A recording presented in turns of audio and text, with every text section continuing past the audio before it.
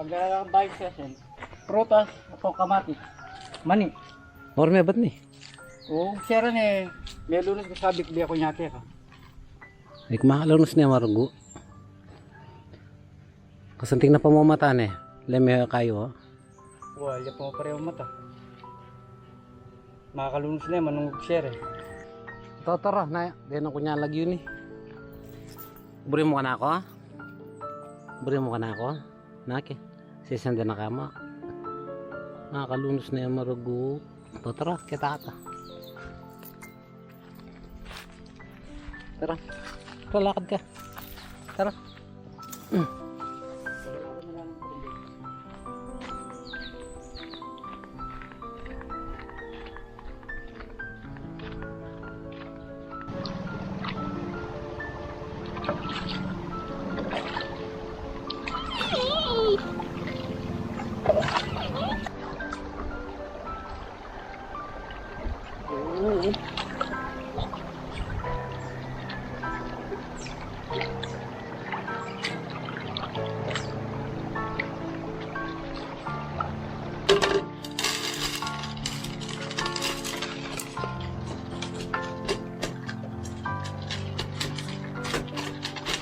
Kerap narga.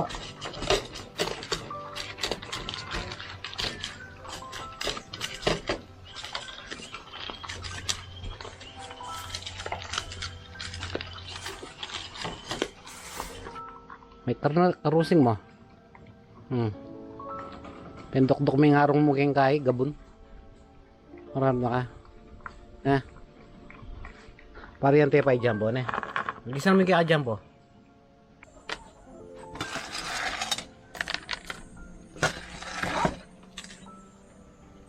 Tara, putot. Putot. Ah.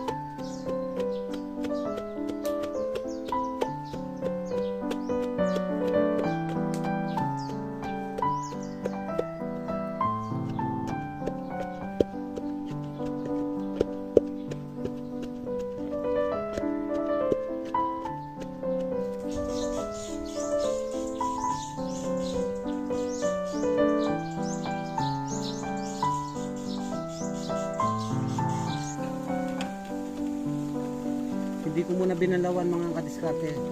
Papalipasin ko muna mga isang oras para sumapit ko yung ano, nilagay po namin ng madre kaya dito. Matay ka muna oras. Ayaw mo, ayaw mo.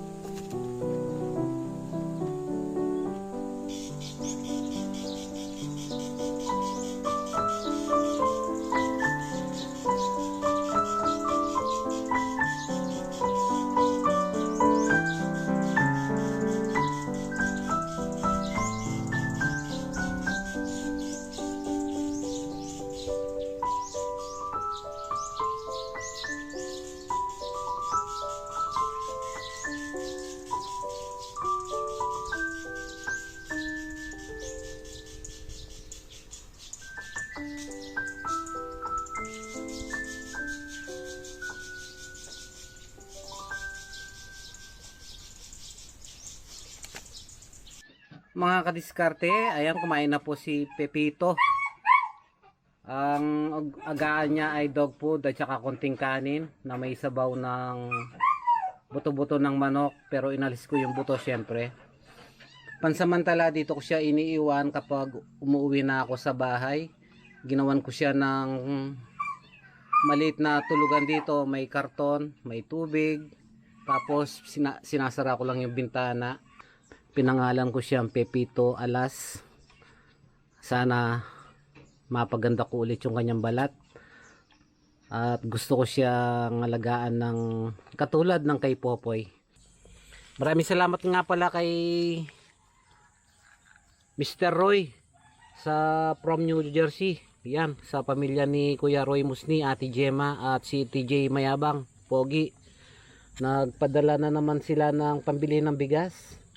At dumating na kasabay yung dog food na pinabili ni Ate Opelia. Isang sako. Maraming salamat po. Maraming makakain na naman yung mga alaga natin dito sa kubo. Pepito Alas. Ha? Masigla na si Pepito. Kukunin sana namin yung puso ng saging dito mga kadis. Shoutout sa kumuha. Inunahan pa ako. Wala akong ulam ngayon. Yun o. Bagong kuha lang. Maghahanap po kami dito ng puso.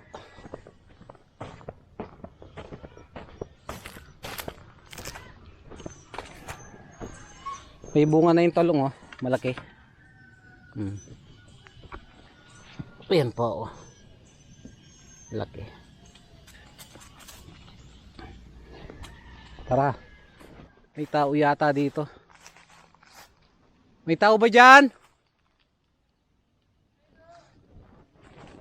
Sino yan?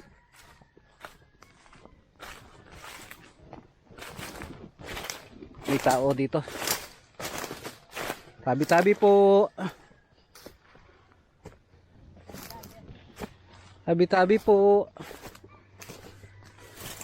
May tao ba dyan o nagnanakaw?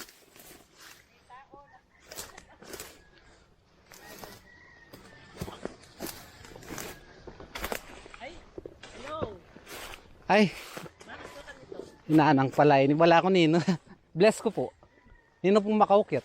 Anak ng papa mong boy. Wala ako sana ninong mana ko kay Mito. Mag-vlog ko sana ako nang kita pusong saging kita. Kita kapin eh. Balay kong kita. Inunahanda ko nang kitang puso. Kinwade, reng kawatan. Shoutout sa kumuha ng puso ng saging. Ayun na. Inunahanda ako.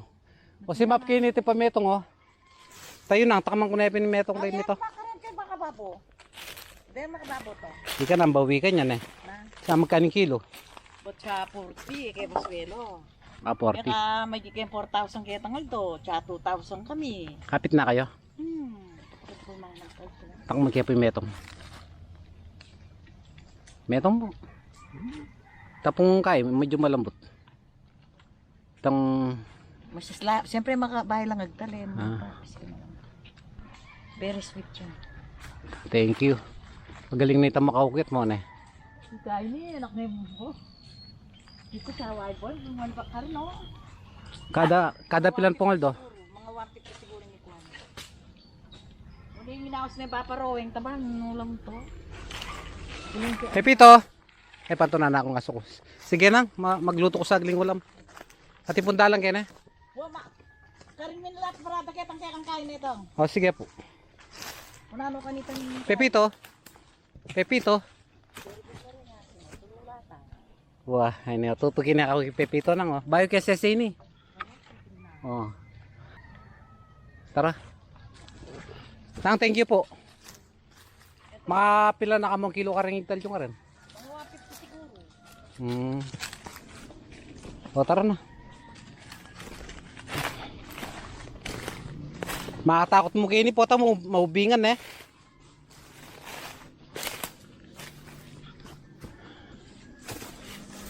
Ay. Lapit lang yung kubo dito mga kadiskarte. Akala ko sino yung tao. Nag-harvest pala sila ng ano. Kay Mito, nasa 40 pesos ang kilo. Natutuwa ako kay Pepito mga kadiskarte ko. Sumusunod na. Ah, sige, sige.